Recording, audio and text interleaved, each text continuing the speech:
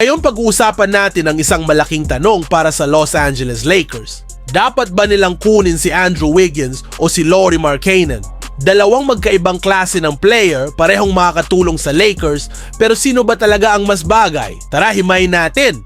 Kung titingnan natin ang roster ng Lakers ngayon, nandyan pa rin syempre sina LeBron James at Luka Doncic. Nagdagdag din sila ng Marcus Smart, DeAndre Ayton at ilang role players. Pero kung tutuusin, kulang pa rin sila ng isang consistent third option. Yung tipong scorer at defender na makakatulong sa playoffs.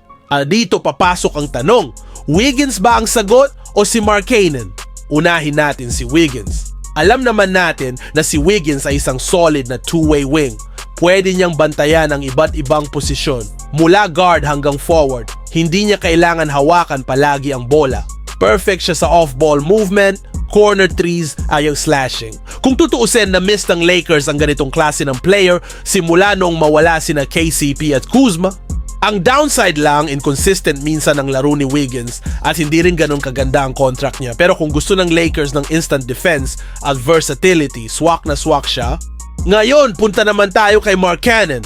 Ito ang tipong all-star caliber big man. Isipin mo, 7-footer na kayang tumira sa labas, mag-rebound at gumawa ng sarili niyang tira.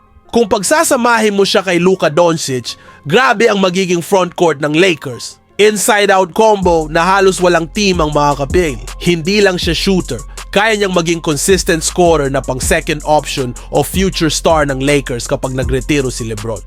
Pero syempre, malaking kapalit ang kailangan. Malamang hihingin ng Utah Jazz sina Austin Reeves o Rui Hachimura at baka draft picks pa. Malaking sugal para sa future ng Lakers.